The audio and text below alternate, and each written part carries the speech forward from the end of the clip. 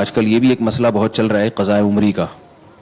بعض لوگ یہ کہنے لگے ہیں کہ اگر آپ کے ذمے بہت ساری نمازیں رہ جائیں تو پھر ان کی قضا نہیں ہے.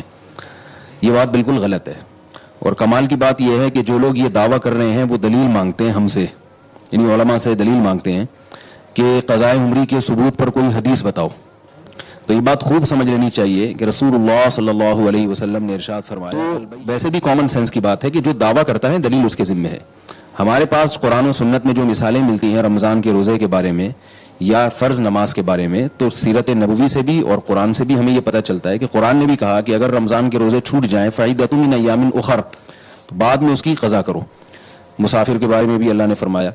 اور حدیث میں آپ صلی اللہ علیہ وسلم کے بارے میں کہ غزوہ خندق میں آپ صلی اللہ علیہ وسلم سے نمازیں چھوٹی تھیں اس لیے کہ اس وقت آپ صلی اللہ علیہ وسلم کو حالت جنگ میں نماز کیسے پڑھنی ہے یہ معلوم نہیں تھا.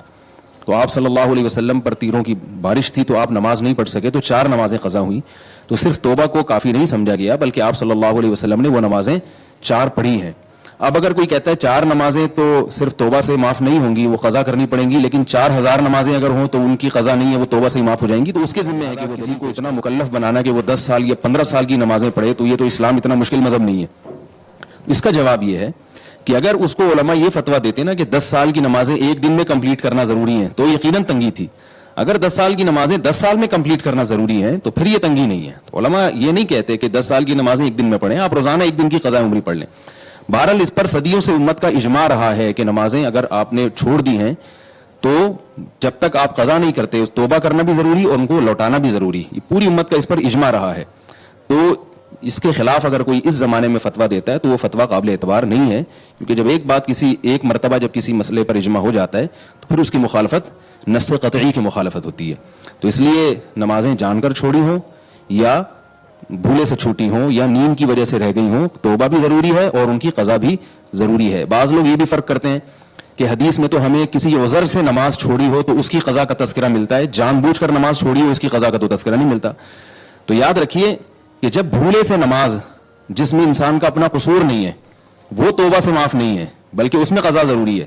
تو جان بوجھ کر نماز اگر کسی نے چھوڑ دی تو وہ صرف توبہ سے کیسے معاف ہوگی؟ وہ تو بطریق اولا اس میں آپ پر لازم ہے کہ آپ اس کی مثال ایسے جیسے قرآن میں آتا ہے وَلَا تَقُلْ لَهُمَا اُفٍّ، والدین کو اف مت کرو. اب اگر کوئی کہے جوتے مارنا جائز ہے، قرآن میں تو اف کا ذکر ہے کہ اف مت کرو. ہم یہ کہیں گے کہ جب اف حرام ہے جس سے تکلیف کم ہوتی ہے تو والدین کو مارنا پیٹنا اس سے تو تکلیف زیادہ ہوتی ہے، وہ تو بطریق اولا حرام ہے. تو ہم یہ کہتے ہیں کہ جب بھولے سے نماز چھوٹ جائے اس کی قضا کو آپ مانتے ہیں، جان کر نماز چھوڑی ہو تو وہ صرف توبہ سے کیسے معاف ہوگی؟ اس میں تو قضا بطریق اولا ضروری ہے. تو اس لیے یہ جو آج کل دلائل دیے جاتے ہیں نا قضا عمری کے ساقط ہونے کے، یہ دلائل غلط ہیں. ان پر اعتماد کرنا اس کی شریعت میں اجازت نہیں ہے. قضا نمازیں آپ کو پڑھنی پڑیں گی. اور بعض لوگ جو کہتے ہیں نا توبہ سے سب معاف ہو جاتا ہے، یقیناً جرم معاف ہوتا ہے لیکن اس کی آپ کو تلافی کرنی پڑتی ہے. اس کی مثال ہے آپ نے کسی کے پیسے چرا لیے تو آپ توبہ بھی کریں گے اور اس کے پیسے بھی واپس کریں گے آپ جب تک وہ معاف نہیں کرے گا آپ کو. اگر وہ کہتے کہ مجھے پیسوں کا مطالبہ نہیں ہے، میں نے ہدیہ کر دی ہے آپ کو، تو جب تک وہ جس کا حق ہے نا اس کا حق نہیں لوٹائیں گے تو معافی معتبر نہیں ہوگی. تو دلیل آپ کے ذمہ ہے کہ نہیں اللہ نے اپنا حق معاف کر دیا. نماز والا آپ نے جان کر قضا کر دی تو اللہ نے معاف کر دیا. تو ایسی کوئی حدیث اگر آپ پیش کر سکتے ہیں، کوئی ایسی قرآن کی آیت کہ نماز بغیر پڑھے معاف ہو جاتی ہے، تو پھر ہم اس کو تسلیم کریں گے. تو اس لیے میں آخر میں اپنی بات کو لوٹاتا ہوں کہ جو لوگ یہ کہتے ہیں کہ قضاء عمری کے ثبوت پر کوئی قرآن کی آیت یا حدیث پیش کرو تو یہ ان کا مطالبہ غلط ہے. مطالبہ یوں ہونا چاہیے کہ قضاء عمری واجب نہیں ہے، صرف توبہ سے معاف ہو جائیں گی نمازیں، اس پر قرآن کی کوئی آیت یا احادیث پیش کی جائیں. تو جب تک ایسی کوئی روایت نہیں ہے تو محض اپنی عقل سے ان نمازوں کو معاف کر دینا یہ شریعت پر زیادتی ہے.